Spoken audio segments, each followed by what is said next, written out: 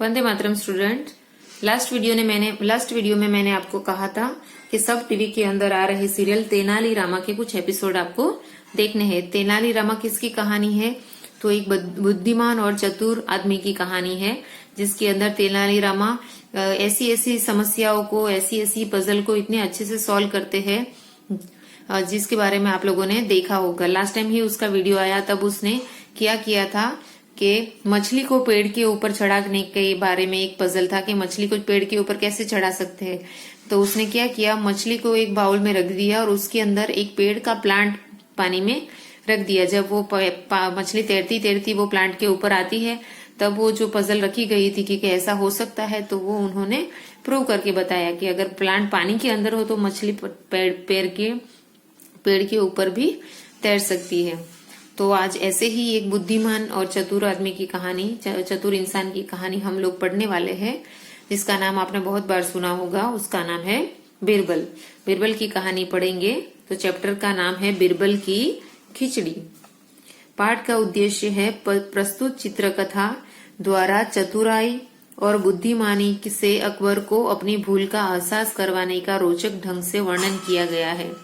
ये कहानी किसके बारे में है कि अकबर को अपनी गलती का एहसास दिलाने के लिए जो रोचक ढंग से यानी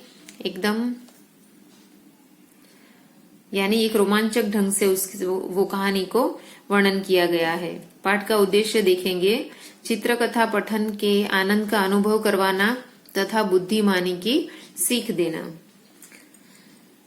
अब चैप्टर को देखेंगे। एक बार अकबर ने कठिन चुनौती का ऐलान करते हुए कहा कि जो व्यक्ति रात भर ठंडे पानी में गर्दन तक डूबकर खड़ा रहेगा, उसे सोने की मोहरें इनाम में दी जाएगी। एक बार क्या होता है, एक कठिन चुनौती का अर्थ होता है किसी प्रतियोगिता में भाग लेने के लिए होने वाला ललकार। ओके, उसे कहा जाता है चुनौती।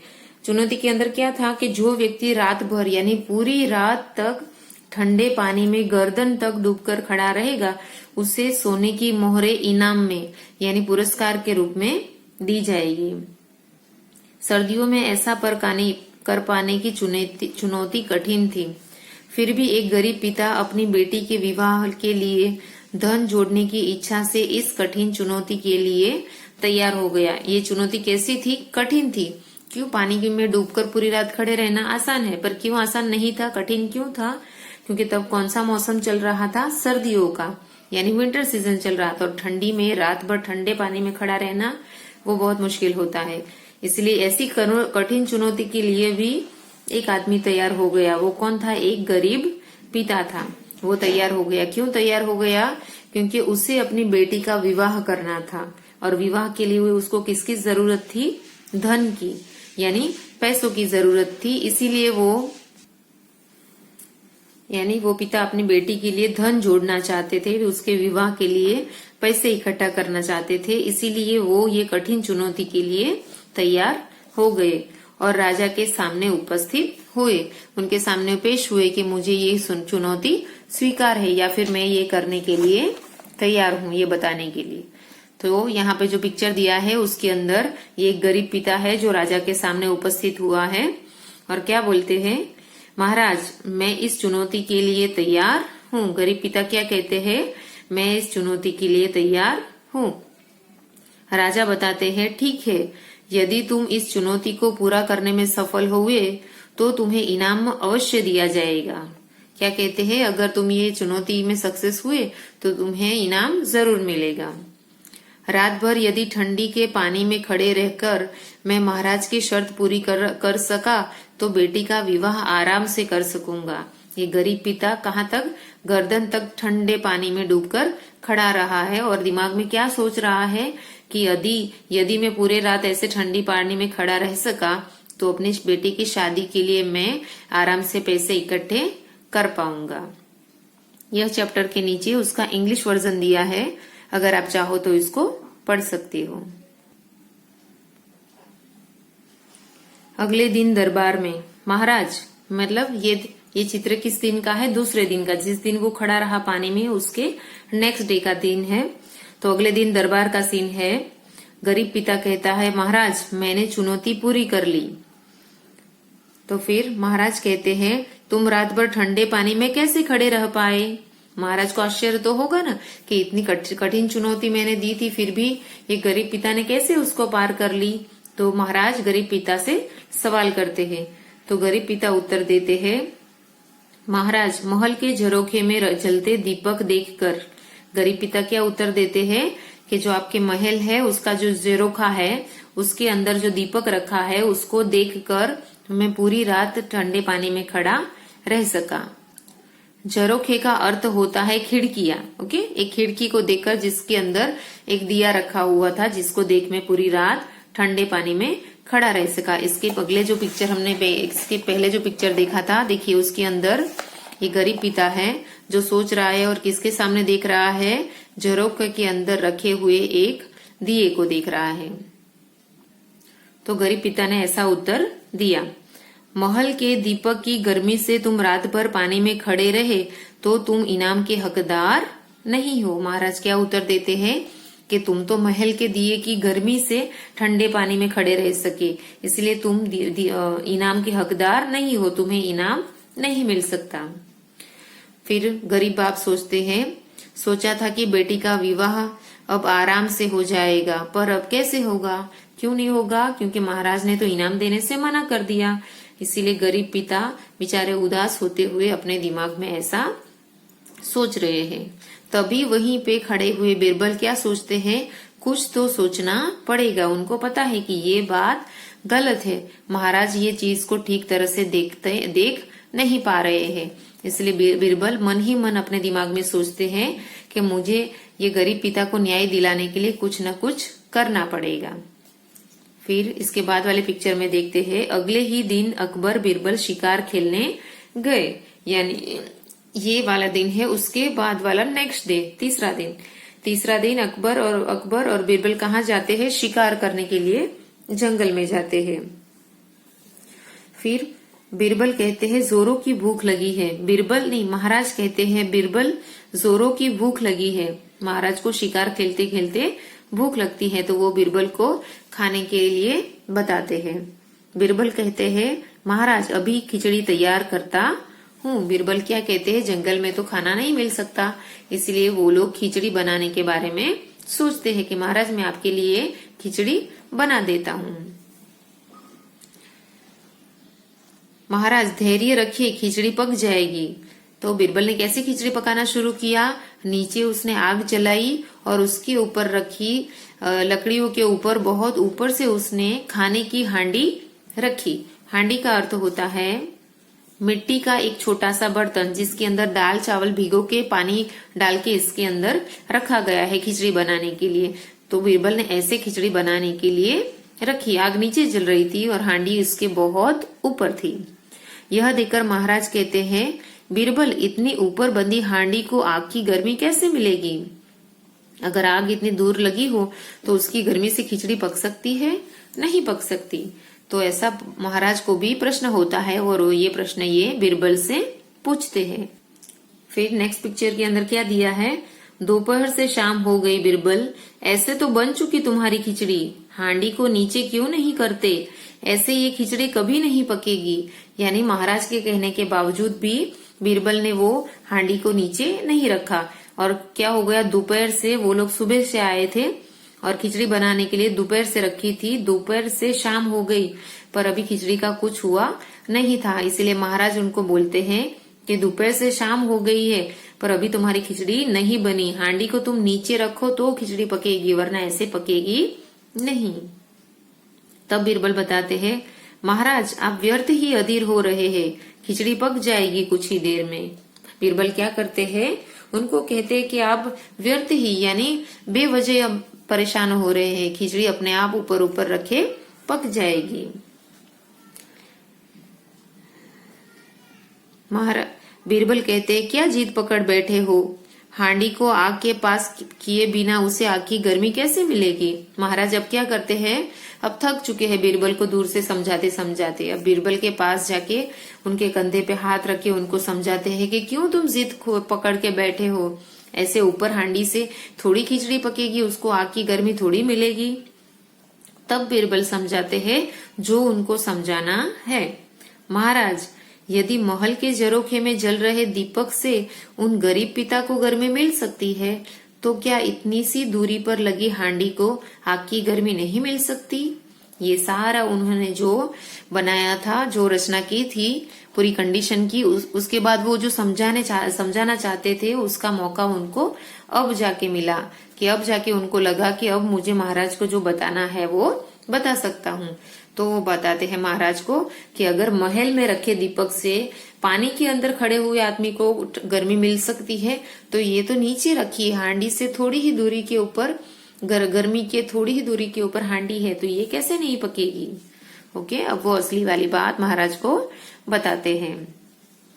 बिरबल, मैं तुम्हारी चतुराई और अपनी भूल समझ गया, और कल मैं उस गरीब पिता को उसका इनाम अवश्य देंगे। क्या कहते हैं महाराज? महाराज क्या कहते हैं? बिरबल, मैं तुम्हारी चतुराई को और अपनी गलती को अच्छे से समझ गया हूँ। कल मैं वो गरीब पिता को बुला के उनको ये अवश्य इनाम जो देना था वो उनको अवश्य यानी जरूर दूंगा। फिर बिरबल कहते हैं, जी महाराज, आपकी आज्ञा से कल उसे दरबार में बुला लिया जाएगा। ओके, अब नेक्स्ट लास्ट पिक्चर में क्या होता है? उसकी अगले दिन यानी कौन सा दिन होता है? 4th वाला डे। अब मैं आपकी बेटी का, महाराज कहते हैं, यह है तुम्हारा इनाम, तुम इसके सच्चे हकदार हो। यानी महाराज गरीब पिता को इनाम देते हैं। तो गरीब पिता कहते हैं, अब मैं अपनी बेटी का विवाह आराम से कर सकूंगा। उनको क्या मिल गया? सोना मोहरों का इनाम मिल गया। तो गरीब पिता कहते हैं कि मैं अब अपनी बेटी का विवाह अच्छे से कर पाऊंगा। तब बीरबल बोलते हैं, महाराज की जय हो। यानी महाराज ने जो चुनौती दी थी वो चुनौती के अनुसार उन्होंने गरीब पिता को पैसे दे दिए। तो यहाँ पे ये चैप्टर खत्म होता है। अब हम देखेंगे उसका अभ्यास। अभ्यास के अंदर सबसे पहले दिया है श्रुत लेख यानी डिक्टेशन वर्ड है। ये वर्ड को सिर्फ नोटबुक के अंदर लिखना है। खिचड़ी, चुनौती, शर्त, झरोखे, व्यर्थ, हकदार, हांडी और चतुराई। उसके बाद देखेंगे मौखिक प्रश्न। मौखिक प्रश्न के अंदर कुल 4 प्रश्न है और लिखित प्रश्न के अंदर भी 4 प्रश्न है। ये प्रश्नों के उत्तर हम लोग नोटबुक में देखेंगे। प्रश्न मौखिक का प्रश्न नंबर क है, रात भर ठंडे पानी में खड़े रहने की कठिन चुनौती किसने स्वीकार की? किसने स्वीकार की थी? यस, एक गरीब पिता ने। तो हम लोग उत्तर लिखेंगे, रात भर ठंडे पानी में खड़े रहने की चुनौती एक गरीब पिता ने स्वीकार की। प्रश्न ख, इनाम के धन से गरीब क्या करना चाहता था? वो पैसों से वो गरीब पिता क्या करना चाहता था? तो अपनी बेटी का विवाह करना चाहता था। तो उत्तर में लिखेंगे, इनाम के धन से गरीब पिता अपनी बेटी का विवाह करना चाहता था। प्रश्न नंबर ग देखेंगे, अकबर ने गरीब पिता को इनाम देने से क्यों मना कर दिया? क्यों मना कर दिया था गरीब पिता को अकबर ने? क्योंकि राजा को लगा था कि महल के दीपक की गर्मी से वो ठंडे पानी में रात भर खड़े रह पाया, इसलिए वो इनाम का हकदार नहीं है। तो उत्तर में लिखेंगे, अकबर ने गरीब पिता को इनाम देने से इसीलिए मना कर दिया क्योंकि राजा के अनुसार वह महल के दीपक की गर्मी से रात भर ठंडे पानी में खड़ा रहा था। प्रश्न घ, अगले दिन अकबर और बीरबल कहाँ गए थे? वो शिकार करने के लिए। तो उत्तर में लिखेंगे, अगले दिन अकबर और बीरबल शिकार खेलने गए। यहाँ पे मौखिक प्रश्न खत्म होते हैं। अब हम देखेंगे लिखित प्रश्न। लिखित प्रश्न के अंदर प्रश्न नंबर क है, अकबर ने दरबार में क्या ऐलान किया? क्या ऐलान किया था? एक चुनौती का ऐलान किया था। तो चुनौती क्या थी? अकबर ने दरबार में ऐलान किया था कि जो व्यक्ति नदी के ठंडे पानी में गर्दन तक डूबकर खड़ा रहेगा उसे सोने की मोहरें इनाम में दी जाएगी। ओके, अब देखेंगे प्रश्न नंबर ख, गरीब पिता सर्दी में रात भर ठंडे पानी में कैसे खड़ा रहा? महल में जलते दीपक को देखकर। तो उत्तर में लिखेंगे गरीब पिता सर्दी में रात भर ठंडे पानी में राजा के महल के दीपक की गर्मी पाकर खड़ा रहा। क्या लिखेंगे? गर्मी पाकर खड़ा रहा। ओके। प्रश्न नंबर ग, बीरबल ने खिचड़ी की हांडी को आग से अधिक ऊपर क्यों रखा? क्यों आग से अधिक ऊपर रखा था बीरबल ने? तो राजा को वो अपनी गलती का एहसास दिलाना चाहते थे।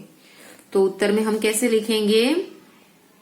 बीरबल ने खिचड़ी की हांडी को आग से अधिक ऊपर इसीलिए रखा क्योंकि बादशाह अकबर समझ सके कि महल के झरोखे के जल से, महल के झरोखे में जल रहे दीपक से यदि गरीब पिता को गर्मी मिल सकती है तो इतनी सी दूरी में लगी हांडी को आग की गर्मी क्यों नहीं मिल सकती? ओके। अब देखेंगे प्रश्न नंबर घ, अकबर को अपनी भूल का एहसास कैसे हुआ? तो उत्तर आएगा कैसे हुआ अपनी गलती का एहसास? बीरबल द्वारा जो ट्रिक की गई थी, जो हांडी को आग से ऊपर रखा गया था, उसको देखकर। तो उत्तर में लिखेंगे अकबर को अपनी भूल का एहसास तब हुआ जब बीरबल द्वारा हांडी को आग के पास किए बिना ही उसे आग की गर्मी से पकाया जा रहा था। ये कंडीशन देखकर अकबर को अपनी गलती का एहसास हुआ। अब हम देखेंगे प्रश्न नंबर 3 टेक्स्ट बुक के अंदर से।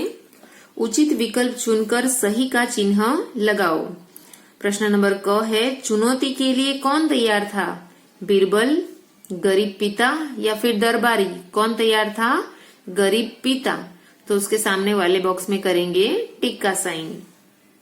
ख, जोरों की भूख किसे लगी थी?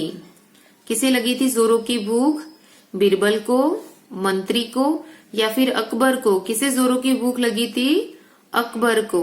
तो अकबर के नाम के सामने बॉक्स में करेंगे सही का निशान। ग, गरीब पिता को किसने इनाम देने से इनकार कर दिया?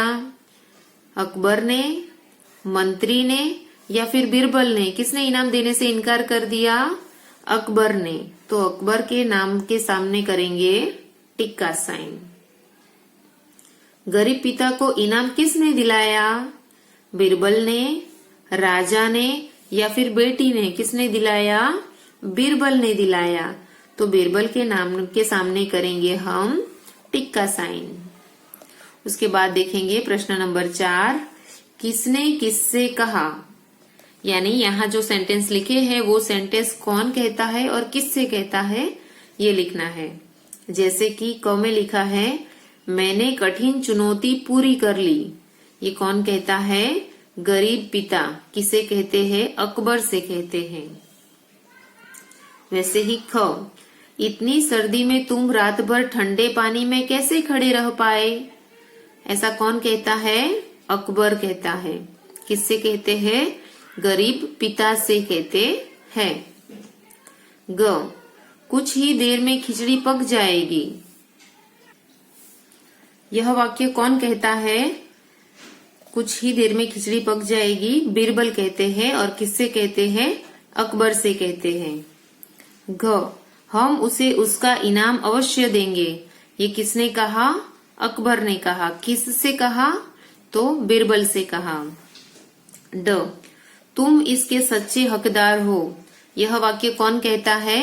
अकबर कहता है। और किससे कहते हैं? गरीब पिता से कहते हैं। अब हम देखेंगे भाषा की बात।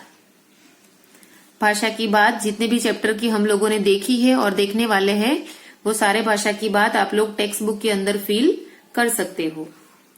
उसके अंदर देखेंगे हम समानार्थी शब्द लिखो। यानी यहाँ पे जो वर्ड लिखा है उसके दो दो समानार्थी शब्द लिखने हैं और कहाँ से ढूंढ के, यहाँ पे उसके आंसर दिए हैं उसमें से ढूंढ के लिखने हैं।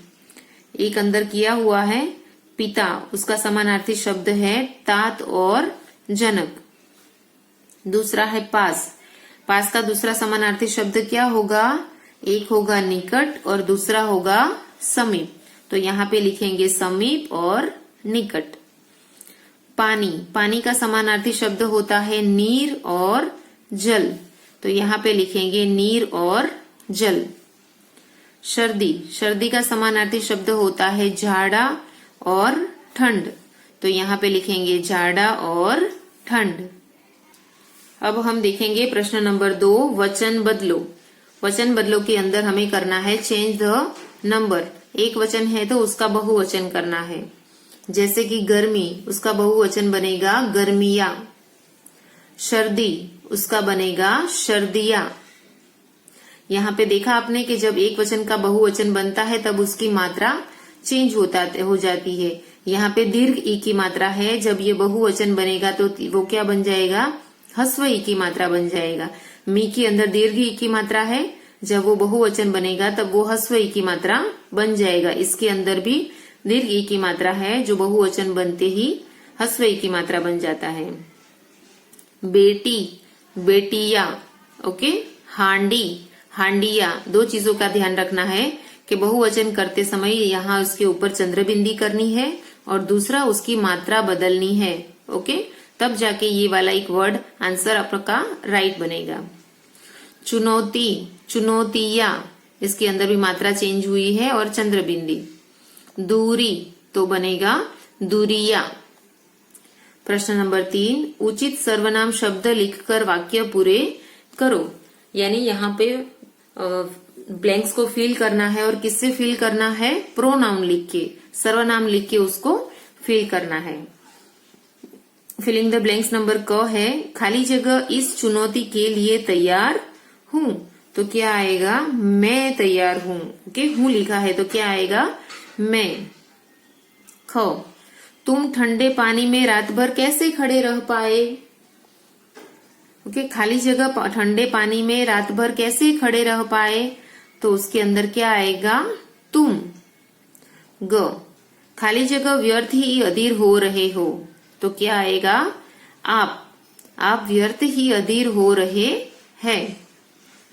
अब खाली जगह बेटी का विवाह आराम से कर सकूंगा, तो उसके अंदर क्या आएगा, अब मैं बेटी का विवाह आराम से कर सकूंगा। ड, कल खाली जगह महल में बुलाओ, तो क्या आएगा, कल उसे महल में बुलाओ। तो इस तरह से हम सारी ब्लैंक्स को फिल करेंगे। अब देखेंगे प्रश्न नंबर 4, क्रिया शब्द को रेखांकित कर लिखो। यानी यहाँ पे जो भी वर्ड लिखे हैं, वो जो भी सेंटेंस लिखे हैं, वो सेंटेंस के अंदर से हमें क्रिया वाले वर्ड यानी वर्ब्स ढूंढने हैं और वर्ब्स को हमें यहाँ पे लिखना है। जैसे कि क में किया है, अकबर ने ऐलान करते हुए कहा। इसके अंदर क्रिया कौन सी है, कहने वाली क्रिया है, यानी वर्ब कौन सा है, ये हम लिखेंगे यहाँ पे। अब दूसरे सेंटेंस को पढ़ते हैं, गरीब पिता इस चुनौती के लिए तैयार था, तो क्या इसके अंदर वर्ब क्या है, क्रिया क्या है, था। ओके, क्या आएगा, तो इसके अंदर वर्ब आएगा तैयार था। क्रिया कौन सी थी उनकी, तैयार होने की, तो तैयार था ये लिखेंगे यहाँ पे और यहाँ पे करेंगे अंडरलाइन। ग, बिरबल ऐसे तो ये खिचड़ी कभी नहीं पकेगी। इसके अंदर क्रिया कौन सी है, पकने की क्रिया, तो वर्ब क्या बनेगा हमारा, पकेगी। तो ये वर्ड के नीचे अंडरलाइन करेंगे और यहाँ पे लिखेंगे पकेगी। घ, मैं रात भर यही सोचता रहा, तो उसके अंदर क्रिया कौन सी है, सोचने की क्रिया। ओके, तो क्रिया वर्ड कौन सा बनेगा हमारा, वर्ब बनेगा सोचता रहा, तो ये लिखेंगे यहाँ पे और यहाँ पे करेंगे अंडरलाइन। ड, हम उसे अवश्य ही इनाम देंगे, तो इसके अंदर देंगे वर्ड क्या है, क्रिया, तो यहाँ पे अंडरलाइन करेंगे और देंगे वर्ड लिखेंगे यहाँ पे। अभी प्रश्न नंबर 5, प्रश्न 4 के वाक्यों में से किन्हीं 4 का अपनी मातृभाषा में अनुवाद करो। यानी यहाँ पे जो वर्ड दिए हैं, 5 सेंटेंस दिए हैं, वो 5 के अंदर से आपको मात्र 4 सेंटेंस चूज करने हैं और उसका आपको आपकी मदर टंग के अंदर ट्रांसलेशन करना है। अगर आपकी गुजराती मदर टंग है तो गुजराती में, मराठी है तो मराठी में, राजस्थानी है तो राजस्थानी में। ओके, ये वाला वर्क आपको खुद से करना है। ओके, तो यहाँ पे हमारा पूरा चैप्टर खत्म होता है। नेक्स्ट वीडियो के अंदर हम न्यू चैप्टर देखेंगे। Okay, bye students.